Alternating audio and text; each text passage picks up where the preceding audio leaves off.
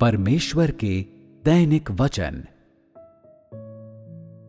मैंने बहुत सारे वचन कहे हैं और अपनी इच्छा और अपने स्वभाव को भी व्यक्त किया है, फिर भी लोग अभी भी मुझे जानने और मुझ पर विश्वास करने में अक्षम हैं।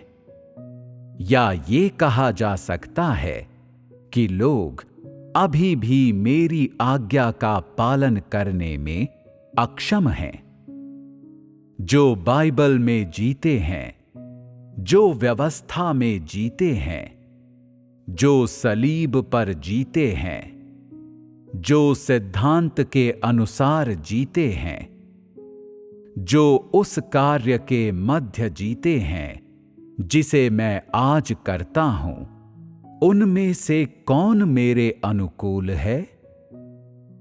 तुम लोग सिर्फ आशीष और पुरस्कार पाने के बारे में ही सोचते हो, पर कभी ये नहीं सोचा कि मेरे अनुकूल वास्तव में कैसे बनो, या अपने को मेरे विरुद्ध होने से कैसे रोको।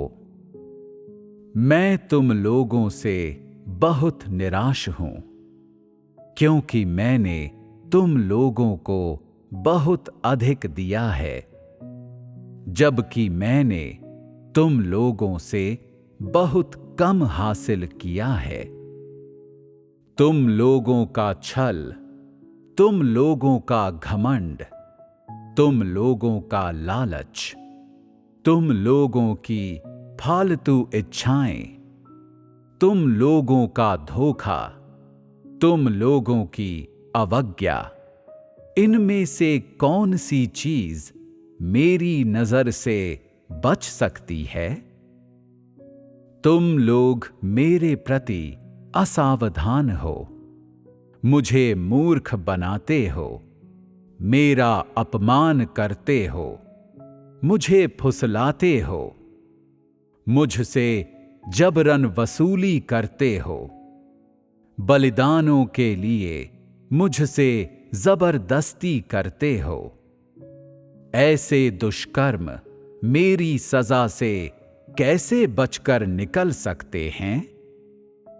ये सब दुष्कर्म मेरे साथ तुम लोगों की शत्रुता का प्रमाण हैं और तुम लोगों की मेरे साथ अनुकूलता न होने का प्रमाण हैं। तुम लोगों में से प्रत्येक अपने को मेरे साथ बहुत अनुकूल समझता है, परंतु यदि ऐसा होता तो फिर ये अकाट्य प्रमाण किस पर लागू होगा?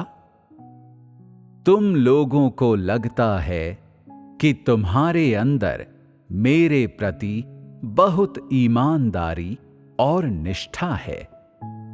तुम लोग सोचते हो कि तुम बहुत ही रहमदिल, बहुत ही करुणामय हो और तुमने मेरे प्रति बहुत समर्पण किया है।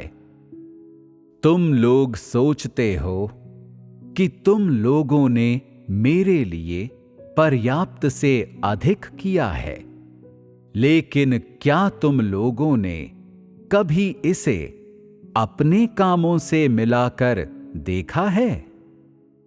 मैं कहता हूं, तुम लोग बहुत ही घमंडी, बहुत ही लालची, बहुत ही लापरवाह हो, और जिन चालबाजियों से तुम मुझे मूर्ख बनाते हो वे बहुत शातिर हैं, और तुम्हारे इरादे और तरीके बहुत घृणित हैं। तुम लोगों की वफादारी बहुत ही थोड़ी है, तुम्हारी ईमानदारी बहुत ही कम है, और तुम्हारी अंतरात्मा तो और अधिक क्षुद्र है।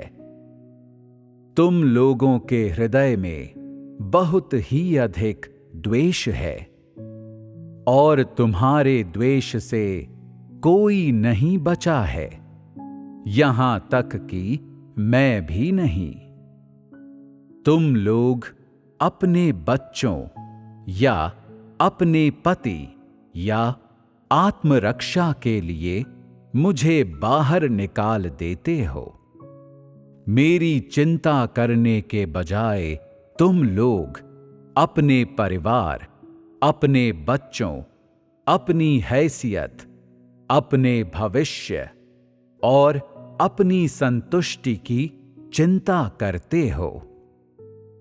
तुम लोगों ने बातचीत या कार्य करते समय कभी मेरे बारे में सोचा है?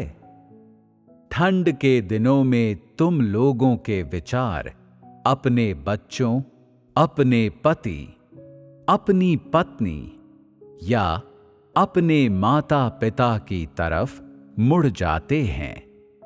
गर्मी के दिनों में भी तुम सबके विचारों में मेरे लिए कोई स्थान नहीं होता।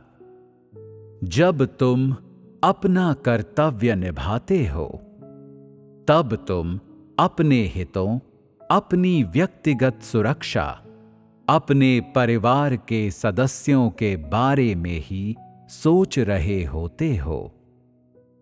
तुमने कब मेरे लिए क्या किया है? तुमने कब मेरे बारे में सोचा है? तुमने कब अपने आप को हर कीमत पर मेरे लिए और मेरे कार्य के लिए समर्पित किया है?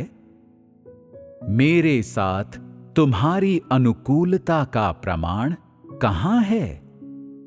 मेरे साथ तुम्हारी वफादारी की वास्तविकता कहां है? मेरे साथ तुम्हारी आज्ञाकारिता की वास्तविकता कहां है? कब तुम्हारे इरादे केवल मेरे आशीष पाने के लिए नहीं रहे हैं? तुम लोग मुझे मूर्ख बनाते और धोखा देते हो। तुम लोग सत्य के साथ खेलते हो। तुम सत्य के अस्तित्व को छिपाते हो और सत्य के सार को धोखा देते हो।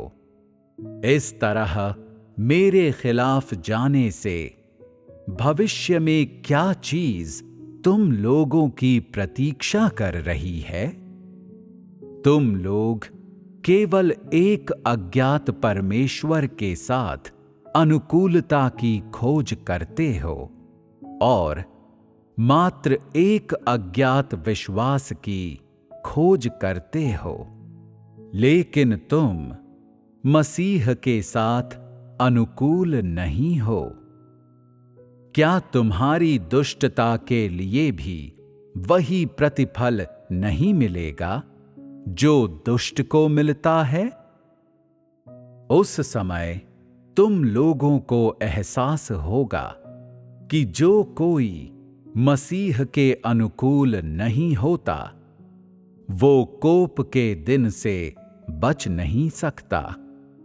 और तुम लोगों को पता चलेगा कि जो मसीह के शत्रु हैं, उन्हें कैसा प्रतिफल दिया जाएगा। जब वो दिन आएगा तो परमेश्वर में विश्वास के कारण धन्य होने और स्वर्ग में प्रवेश पाने के तुम लोगों के सभी सपने चूर चूर हो जाएंगे, परंतु ये उनके लिए नहीं है जो मसीह के अनुकूल हैं।